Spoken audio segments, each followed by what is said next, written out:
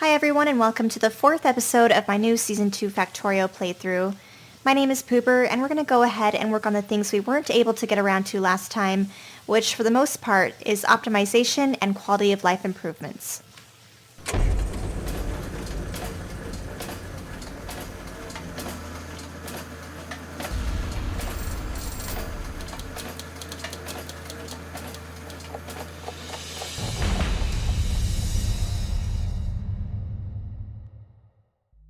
Well, since the last time I saw you guys, really nothing has changed except for the fact that I added in a blue inserter to this one over here.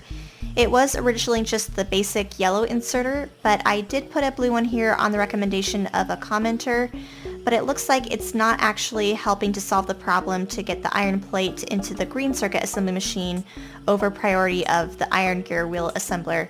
But otherwise, nothing else has changed. We still have the very two same labs working towards getting our research done for our logistics too, and nothing else around the base has changed, which means it's about time that we actually start making some improvements, which are long overdue at this point. I've still been supplying these boxes with our copper plate and our iron plate up here, and same with our coal down here at the bottom for our steam engines. So I'm thinking we'll start with some quality of life improvements, such as getting our copper plate, coal, and iron plates over here so we don't have to deliver it by hand anymore. So I'm going to go ahead, and we've got quite a lot of iron plates at the moment now, along with a couple stacks of our copper, since we don't have as many miners devoted to our copper plate right now. And we'll start with getting our coal over here to the steam engines. I do still have just under 2 stacks of our transport belts, but I think this will be enough to get it where it needs to go. And preemptively, I do want to build a splitter so that we can have part of it continue on down the line for some more copper production, but we'll branch it off now for our coal.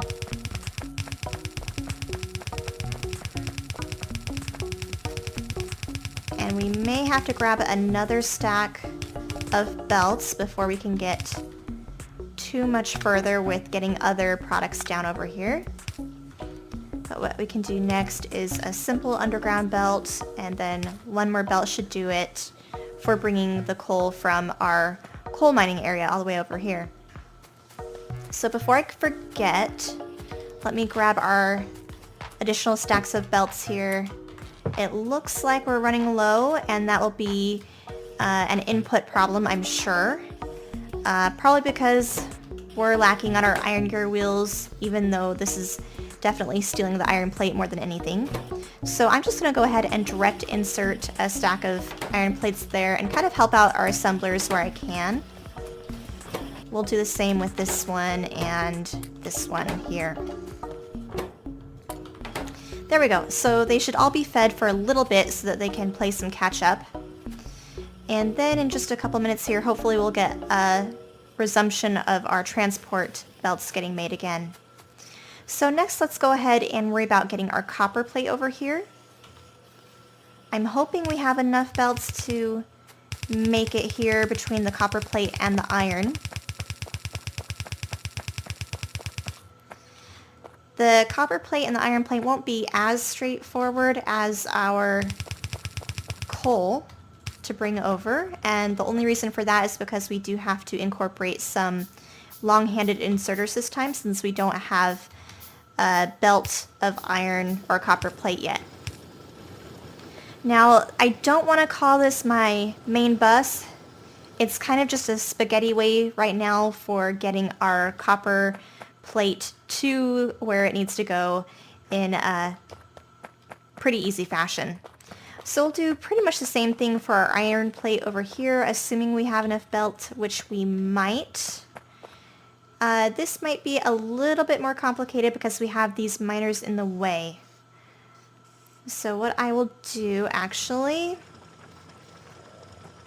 I guess it doesn't matter if I rotate the miner. What matters is that I need to worry about the output of our stone furnaces, not the miners themselves. So where can I put an output? I'm just gonna break these for now. Get rid of that guy. And then maybe move our furnaces down one. And the reason why I say that is because that way we at least have an output for this one here. Just like that will be fine. And then we need our belt. And then I guess there's really no way around it. I need somewhere for our belt to go, for our output line, because I definitely don't want to share it with my coal. So I'm going to go ahead and get rid of this one. And then we'll get rid of this one. And then we'll just go ahead and get rid of this one too. I wasn't sure I wanted to do that, but I do. Okay, so we can actually end up putting this back where we had it originally just for sake of congruency. And we'll end up putting our output belt line like this. And looks like this one though, we do have to put one tile over. Okay, so now that should solve part of the problem. We have to get our underground belts somewhere. What I can do is move that inserter over here. And I guess I'm gonna get rid of that. I'm a little wishy-washy today about what I want to do. We'll do, again, some more underground belts. We'll do that there. And then snake this around. Okay. So that will be our iron line. Now we just have to extend this all the way around. And I'm going to have to make a couple more long-handed inserters. We don't have our long-handed inserters or the bulk of our inserters automated yet. The only one we have are our yellows at the moment. In fact, most of our basic products are not automated at this point, including our underground belts or our splitters, things that would be really nice to have. So if we can't get those done today, we hopefully will in the next episode or two, just to get things up and running. And then once it's up and running, then we can worry about making it more aesthetically pleasing. So what I have here is kind of a poor excuse for a good smelting section. I do typically like to have my furnace section away from where we're actually mining, but I don't see the point in moving anything right this second. So the next thing we need to worry about, unfortunately we do have to get electricity to these inserters here. I have been sticking with our burner inserters for the most part. As you can see here, they're kind of dark colored ones. And that's partly to cut down on our electricity costs early on, and also because I haven't been in a super big rush to get iron plate anywhere, so I haven't needed like a speed boost with any inserters or anything like that that I might find from having electric ones. Oh, I need to move that.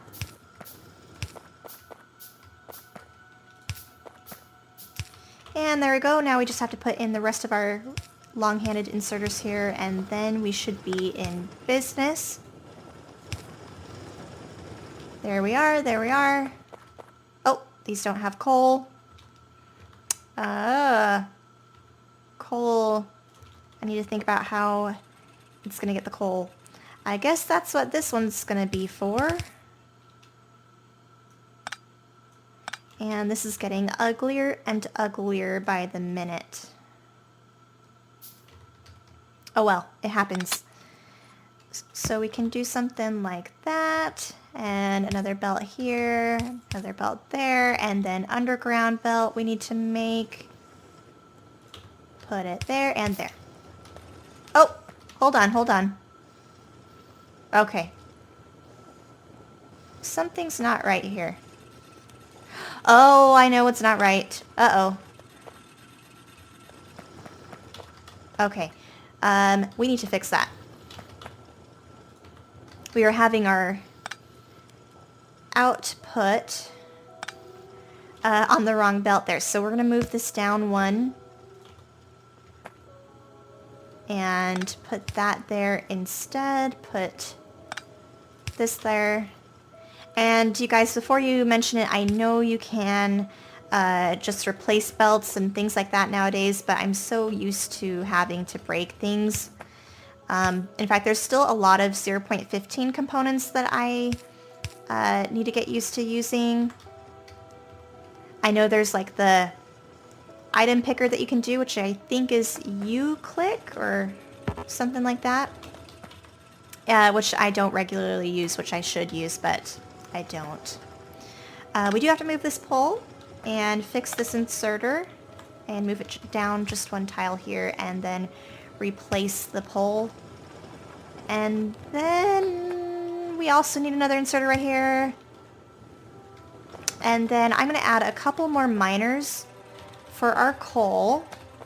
We'll do something like that, just really simple. And instead of walking all the way down to where we have our automation, I'm going to go ahead and just do that by building our belts by hand just for a moment. And then we need to hook our miners up to power now and put in some lights. Alright, so now we can worry about joining up our two sides of our iron belt contraption, although I do want to go back for a stack if we have them available at this point.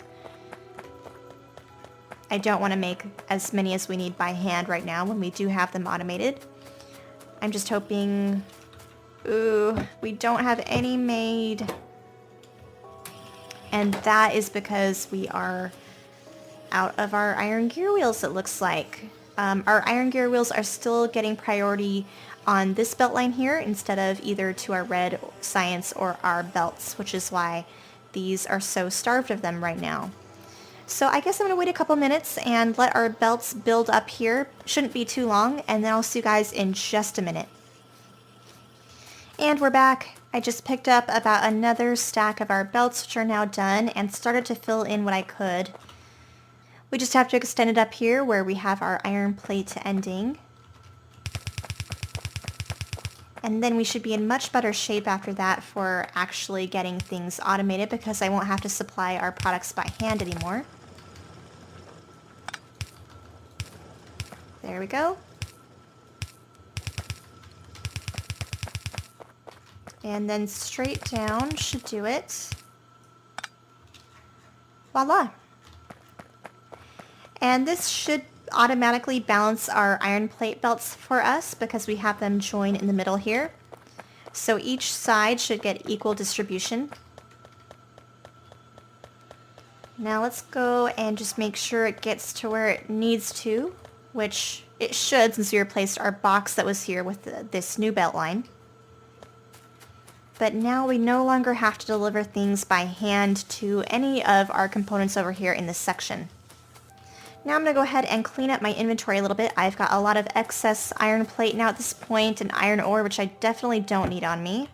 So I'll get rid of that there and then make another box because I can't unload my iron ore right now. Oh, I've got plenty of boxes on me, it looks like. And then I no longer need any coal on me for the meantime. So now we can focus more on the optimization portion that I wanted to get done. We worked on the quality of life improvements, which was getting our mini buses of iron plate, copper plate, and coal over here. So now we just have to work on how do we improve what we've already got. But for now, I want to see how we can increase production of certain items possibly. Like, can I get some more assembly of green circuits, I wonder? I'm going to grab our assemblers that we have here, the assembly 2 machines. And I'm going to go ahead and replace these for now because just the very use of having our blue assembly machines means we're a little bit faster than the assembler ones by themselves, so this will automatically increase speed just by the sake of using them. So that will help a little bit, and then we're going to go ahead and recycle the assembler ones by putting them back into the production of our assembly 2 machines. As far as more green circuits goes, can I put, for instance, another thing there? Yes, I can. We can do another instance of copper right here, actually. We'll move it down 1. And we can do something like that. Let's, looks like we need a couple more yellow inserters. Do we have some on hand? Yes. 50 should be enough. And then we can move this down by 1. So we'll make this another copper cable, and then we'll make this one another green circuit. Now we just have to worry about how it gets the iron plate, and that should be fairly easy to solve. We just put a splitter right there and branched off like that. Another inserter right there that's connected up with some electricity. And then we can have our output. Now where do I want that? I think I want to get rid of that inserter is what I want to do and move it somewhere else. We'll put a box here instead. Put in our miners because I definitely don't need probably more than 12 on me at the moment, so we don't have to overproduce those. We can still leave them there in the chest. And next thing will be adding our line for this output. So let's go ahead and just extend this line down, add an inserter, and there we go. So we should have increased production of our green circuits. It is still not the right ratio. Normally it would be a 3 copper cable assemblers to a 2 green circuit machines, but that is, I think, down the road. We're still not quite at that point where we can really worry about the exact ratios for everything. Right now, I'm more concerned about just getting the product out there and produced and just doing the bare minimum to get the things done for now. But I think with that said, we're going to go ahead and call the episode here. I'm pretty satisfied with today's work. It'll make moving forward a lot easier. Thank you guys so much for joining me, and I would love to hear your thoughts and suggestions down below. And I'll be seeing you guys for episode 5 coming out here pretty soon.